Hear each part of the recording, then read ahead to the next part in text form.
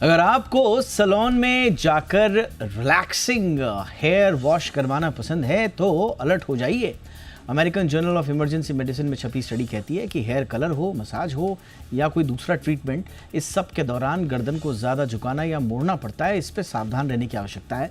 इसके अलावा भी आज हम आमतौर पर सैलून में जाते हुए बहुत सारी चीज़ें, इस तरह के ट्रीटमेंट्स या प्रोसीजर्स या इंटरवेंशंस ले लेते हैं जो हमारी जान के लिए, सेहत के लिए थोड़ा ख़तरे वाले हो सकते हैं। उन पर आज हम ख़ास मेहमानों के साथ तवज्जो देंगे। सबसे पहले ये रिपोर्ट आप देख लीजिए। मेरा नाम है दीपक डोभाल, मैं लौट रहा हूँ ख़ास मेहमानों के साथ।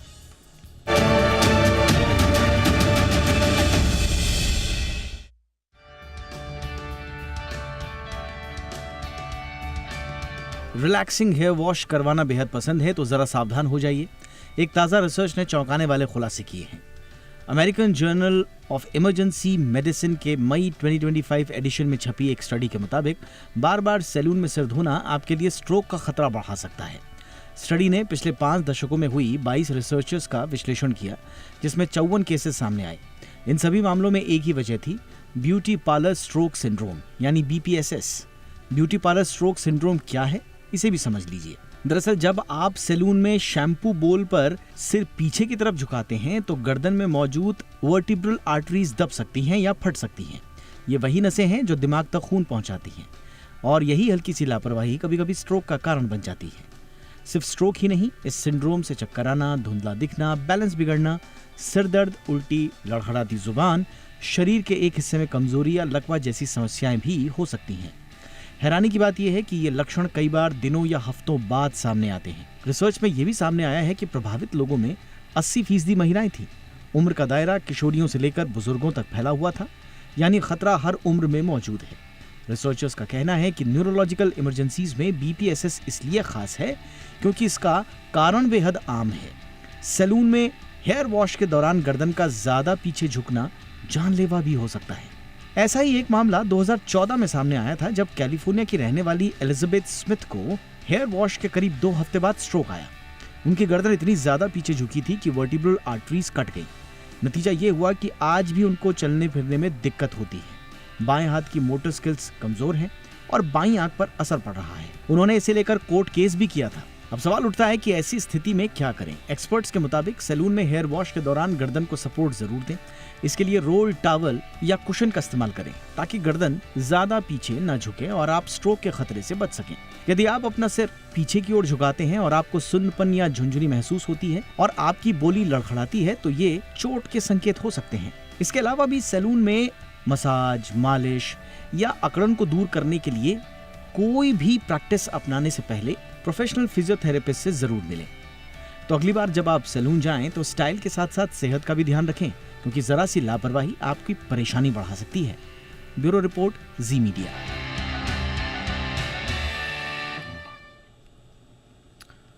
खास मेहमान हमारे साथ जुड़ चुके हैं। स्वागत करते हैं डॉक्टर सुधीर कुमार का, जो कि सीनियर न्यूरोलॉजिस्ट हैं, अपोलो हॉस्पिटल से जुड़े हुए। गुड इवनिंग सर, बहुत बहुत स्वागत है आपका। डॉक्टर अनुराग मेहरोत्रा सर हमारे साथ हैं, सीनियर कार्डियोलॉजिस्ट। बहुत बहुत स्वागत है डॉक्टर मेहरोत्रा आपका। हमारे साथ हैं मनीषा चोपड़ा जी, फाउंडर हैं सी सोल कॉस्मेटिक्स की। बहुत बहुत स्वागत है मनीषा आपका भी हमारे शो पे। डॉक्टर सुधीर कुमार सर, आपसे ही चर्चा की शुरुआत कर रहे हैं।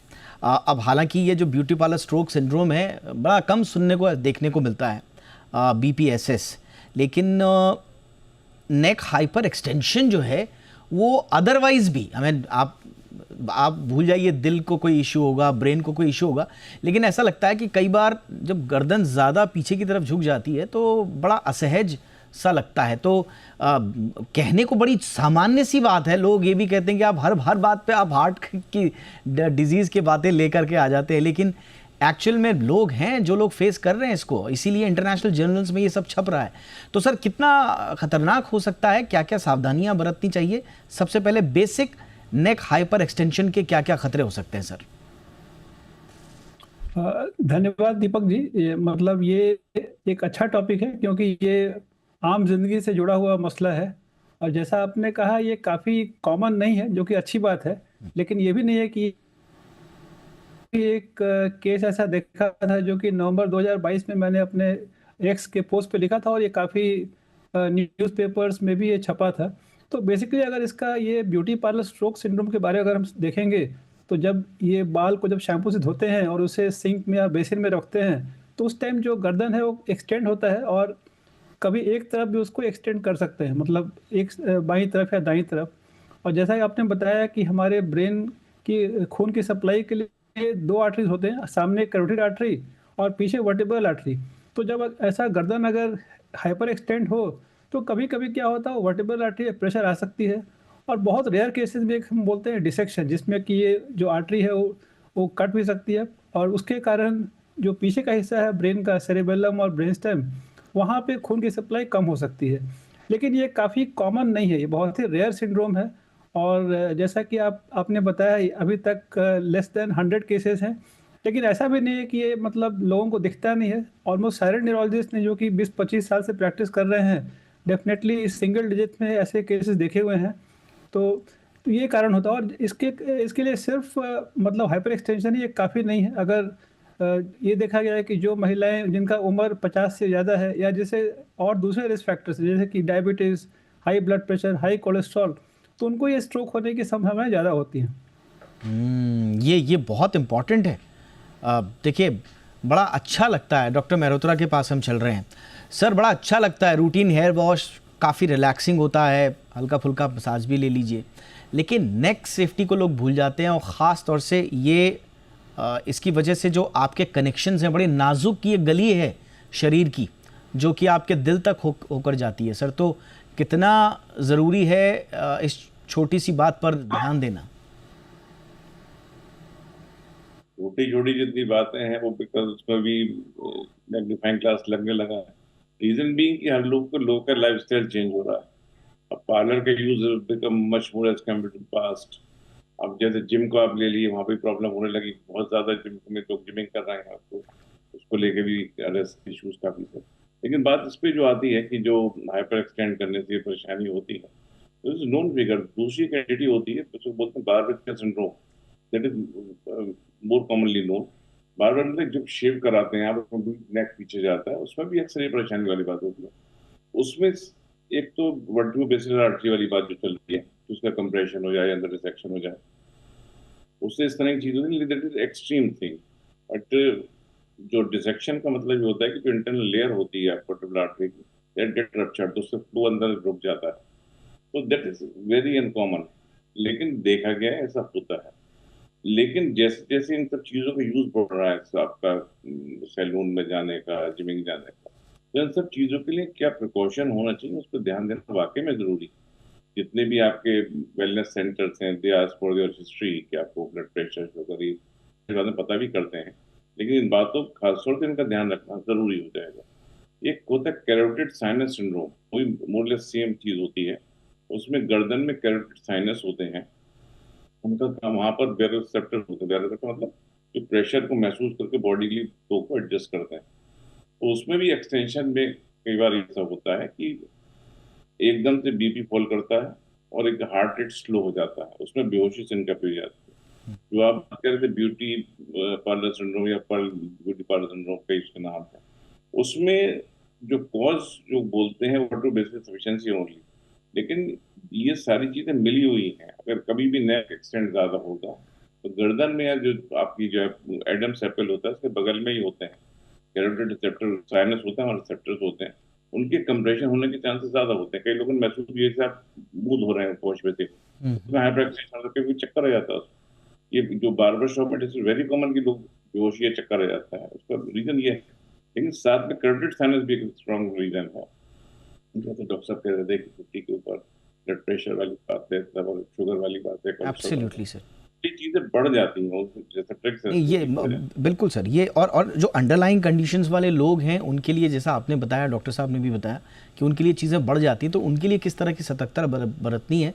क्योंकि आजकल सैलून के अंदर आप सिर्फ हेयर वॉश या हेयर कलर के लिए नहीं जा रहे हैं, वो ऐसी ऐसी चीज़ें आपको ऑफ़र करते हैं जो कि एक प्रोफेशनल फिजियोथेरेपिस्ट को करना चाहिए या कायदे से ऑर्थो के देख रेख में करना चाहिए, लेकिन वो सब प्रोफेशनल्स सर्विस के नाम पर आपको ऑफ़र करते हैं और आप उनको अवेल भी करते हैं। और कई बार लोग मुश्किल में फंस जाते हैं। कई बार इमीडिएटली पता चल जाता है, कई बार बहुत बाद में पता चल जाता है, बहुत देर हो चुकी होती है। बहरहाल आऊँगा उस पर भी कि क्या क्या करना है। मनीषा जी के पास चलते हैं। मनीषा जी, अब देखिए, मैं तो आपके लिए एक ओपन क्वेश्चन रख रहा हूँ। पूरे सैलून में हमने देखा है सिर्फ हेयर वॉश या इसी में नहीं, बल्कि ओवरऑल हम देख रहे हैं कि आजकल केमिकल एक्सपोजर से स्काल्प इरिटेशन, एलर्जिक रिएक्शंस भी देख रहे हैं। कई लोगों को हेयर लॉस भी हो जाते हैं। कई लोग हार्श शैम्पूज़ और कंडीशनर्स का इस्तेमाल करते हैं, स्किन ड्राइनेस हो जाती है। हेयर डाइज तरह तरह की, उसका पता नहीं होता है, नकली आती हैं या सब स्टैंडर्ड आती हैं। ब्लीचिंग एजेंट्स से हमने कई बार केमिकल बर्न्स की, आई डैमेजेस की बहुत सारी शिकायतें सुनी हैं। तो एक सैलून में जाते वक्त एक हाइजीन के लिए बेसिक जो हाइजीन है या बेसिक जो काम है जो करने चाहिए एक आम आदमी को, आम हाउस होल्ड को, वो क्या है?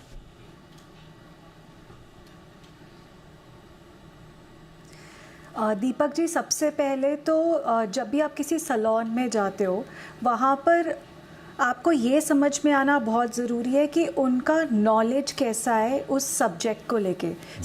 जैसे आजकल की डेट में हाँ, हर टाइप के केमिकल्स यूज़ होते हैं, हेयर कलर्स में भी केमिकल्स होते हैं, बट यहाँ पर बहुत सारे केमिकल्स ऐसे होते हैं जो एक्चुअली सेफ़ हैं आपके लिए यूज़ करने के लिए। FDA जो है उन्होंने अप्रूव करे हुए हैं, ठीक है ना। तो इसका मतलब उनका सेफ्टी मेजर, सेफ्टी टेस्ट हुए हैं। लेकिन उसी टाइम पे ऐसे बहुत सी कंपनियां हैं जो प्रोडक्ट्स बना के बेच रही हैं और जो सैलून्स सस्ते दामों में भी वो सर्विस करते हैं, ठीक है, जिसमें बहुत ज़्यादा केमिकल्स होते हैं। और उस टाइम पे जो क्लाइंट है ना, उसका प्रॉब्लम ये है कि उसको बस रिजल्ट चाहिए, उनको सस्ता चाहिए और रिज़ल्ट चाहिए। तो सस्ते और रिज़ल्ट के चक्कर में वो कुछ भी करा लेते हैं बिना सोचे, बिना समझे।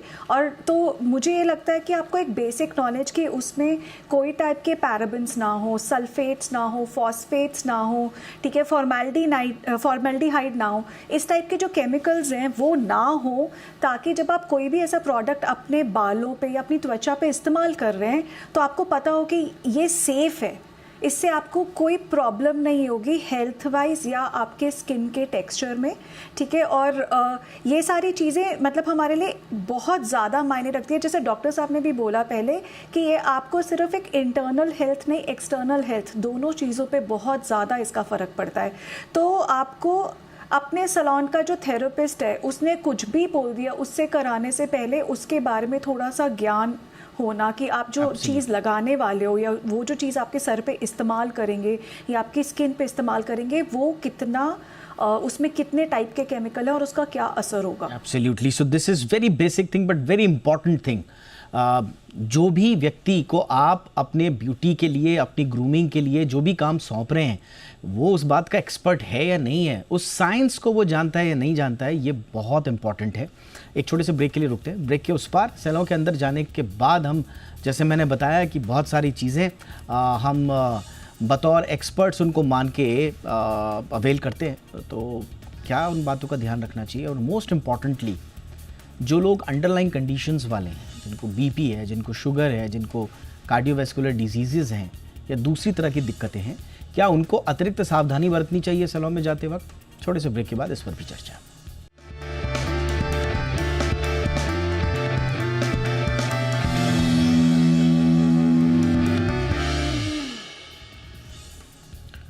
ब्रेक के बाद आपका स्वागत है। डॉक्टर सुधीर कुमार, सीधा सवाल, हालांकि उसको आपने थोड़ा सा टच ज़रूर किया, लेकिन सर डिटेल्स में थोड़ा सा बता दीजिए कि जो अंडरलाइन कंडीशंस वाले लोग हैं उनको किस किस तरह की सावधानियां बरतनी चाहिए। और सैलून के मैं तमाम चीज़ों को बोलूँगा, कुछ लोग मसाज, मालिश वगैरह करवा लेते हैं, कुछ लोग वो हड्डियाँ चटकाने वाला भी कुछ होता है आजकल, बड़ा वायरल हो रखा है, वो भी लोग इस तरह का इस्तेमाल करते हैं। क्या ये सब सेफ़ है सर? और जिनकी अंडरलाइन कंडीशंस है, क्या उनके अतिरिक्त सावधानी की आवश्यकता है उन्हें? हाँ, देखिए, डेफिनेटली सावधानियां जरूरी हैं। तो सबसे पहला है एज ग्रुप। तो जो महिलाएं या पुरुष जो यंग हैं, जैसे 20s या 30s में, तो उनको ये स्ट्रोक के चांसेस कम रहते हैं क्योंकि उनके आर्टरीज हेल्दी होते हैं जनरली। तो वही अगर किसी का उम्र 50 से ऊपर है तो उन्हें अतिरिक्त सावधानियां बरतनी चाहिए। और जैसा मैंने पहले बताया, कोमॉर्बिड कंडीशंस, किसी को diabetes, high blood pressure, high cholesterol या कोई स्मोकर हैं, तो उन्हें अगेन क्योंकि ऑलरेडी उनका रिस्क फैक्टर्स ज़्यादा है स्ट्रोक के, तो उन्हें अतिरिक्त सावधानियां बरतनी चाहिए। और सैलून के अंदर अगर हम देखें तो ड्यूरेशन ऑफ ये हेयर वॉश, तो जनरली अगर ये 45 मिनट्स या लंबा चल रहा है, जहाँ की hyper extension of the neck का ड्यूरेशन ज़्यादा हो गया तो ये ज़्यादा होता है। तो खासकर अगर उस प्रोसीजर के दौरान किसी को गर्दन में दर्द हो या चक्कर आने लगे तो उन्हें बताना चाहिए कि ऐसा तकलीफ हो रहा है, तो प्रोसीजर को बंद किया जा सके। और जैसा आपने पहले बताया कि नेक के पास सपोर्ट रहे टॉवल का या शॉर्ट पिलो कुशन का, तो उससे इसका असर कम पड़ सकता है। और रही बात मर्दों में, जैसे आपने बताया 20% केस मर्दों में होते हैं, तो वहाँ पे बेसिकली अगर कुछ बार्बर जो कि ट्रेंड नहीं होते हैं और वो आपको ऑफर करें मसाज के लिए, जैसे कि सर हिलाना, गर्दन हिलाना और आवाज़ निकालना, चटकाना, तो वो डेफिनेटली बहुत ही मतलब डेंजरस है, रिस्की है। और हमने ऐसे केसेस देखे हैं जहाँ की हेयर कटिंग के तुरंत बाद मसाज के दौरान उन्हें स्ट्रोक आ गया, क्योंकि वर्टेब्रल आर्टरी जो होती है उसमें डिसेक्शन से ब्रेन का ब्लड सप्लाई रुक सकता है। तो वहाँ पे जो कोई अनट्रेंड जगह पे आप नेक का मसाज ये सब नहीं कराएं। कोई ट्रेंड फिजियोथेरेपिस्ट है, कायरोप्रैक्टर है, वहाँ भी बहुत ही सावधानी चाहिए और जनरली उससे बचना ही बेहतर है। एब्सोल्युटली।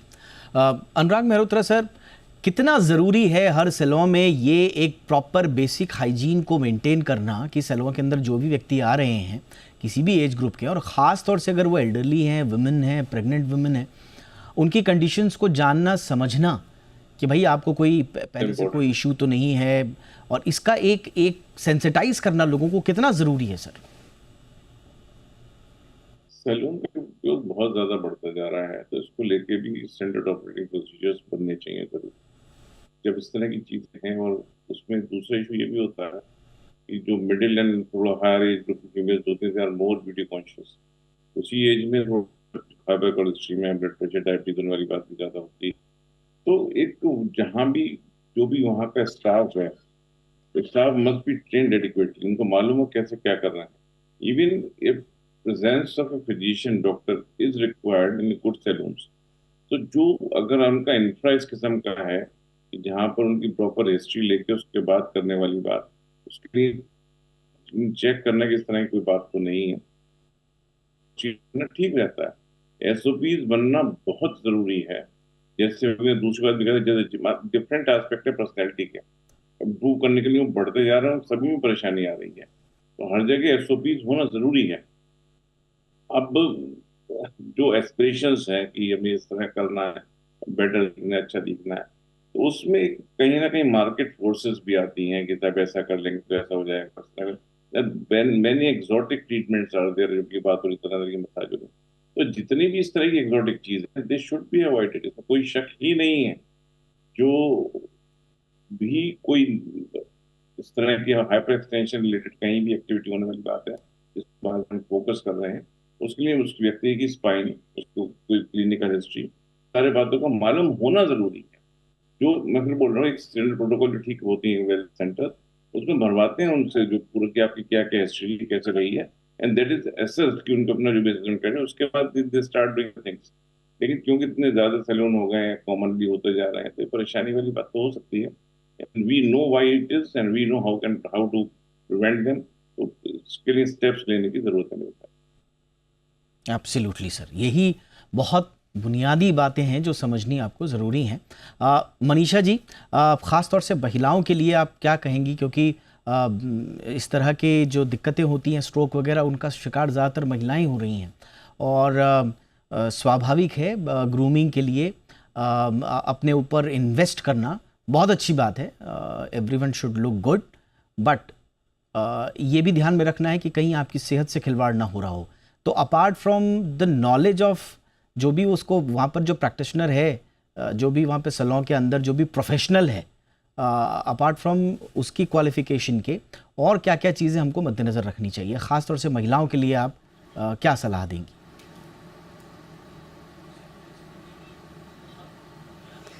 तो इसमें सबसे बड़ी सलाह तो ये है कि सबसे पहले आप जो सैलून पे जा रहे हैं वहाँ पर मतलब क्वालिटी का प्रोडक्ट यूज़ हो रहा है कि नहीं हो रहा है, उसका ध्यान रखना बहुत ज़रूरी है, ठीक है। और उसके अलावा जैसे क्वालिफ़िकेशन की हम बात कर चुके हैं कि जो स्टाफ आपके ऊपर काम कर रहा है, क्या उसको उस प्रोडक्ट या उस सर्विस के बारे में उतना नॉलेज है, वो बहुत ज़रूरी है। जैसे डॉक्टर साहब ने बोला कि बहुत लोग सर में चंपी करवाने या मालिश करवाने या हेयर स्पा करवाने जाते हैं, वो एक ऐसा टाइम होता है जब आपका जो हेड है वो ऐसे 45 मिनट से ज़्यादा रेस्ट हो सकता है, तो उस चीज़ का अब जब आपको पता है कि इस चीज़ को ध्यान रखना कि आप बीच में बराबर ब्रेक ले रहे हैं, कि जब आपका शैम्पू स्टेशन है उस पर आपने शैम्पू किया या हेयर कंडीशनर लगाया तो उसके बाद आपने ब्रेक लिया। और दूसरी बात, यहाँ पे नेक पे सपोर्ट होना बहुत ज़रूरी है। आजकल बहुत ज़्यादा हाईटेक चेयर्स आ गई हैं जिस पे आपकी पोजीशन चेक करी जाती है।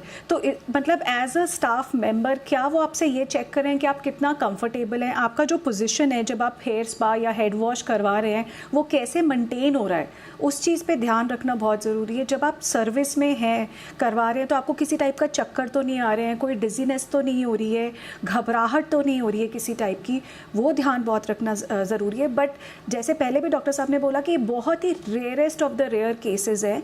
मतलब अगर हम 50 केसेस की बात करें 50 साल में, तो it is like really rare.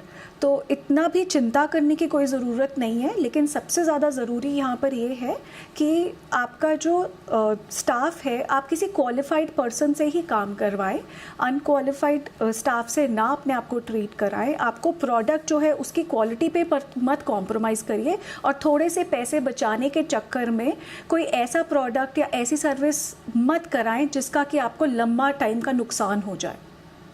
Absolutely. तो ये हैं वो बुनियादी बातें जो आप किसी भी सैलून में जाने से पहले ज़रूर चेक करें। इस स्ट्रोक के बारे में बातचीत करने का मकसद हमारा यही था कि आप ज़्यादा से ज़्यादा अवेयर हों इस स्ट्रोक के बारे में। हालांकि ये रेयर है, बहुत अच्छी बात है, लेकिन किसी के साथ भी हो सकता है अगर आपने असावधानी बरती, इसलिए ये इम्पॉर्टेंट है। साथ ही साथ स्ट्रोक के अलावा भी आपको जो बाकी चीज़ों का ख्याल रखना है सैलून में जाते हुए, वो बहुत ज़रूरी है। बहुत बहुत धन्यवाद आप तीनों का वक्त निकालने के लिए। Manisha Chopra ji, thank you so much for your time. बहुत बहुत धन्यवाद करेंगे डॉक्टर अनुराग मेहरोत्रा सर का, thank you sir for your time. Doctor Sudhir Kumar sir, thank you so much sir for your time. Show में इतना ही, अपना ख्याल रखिए।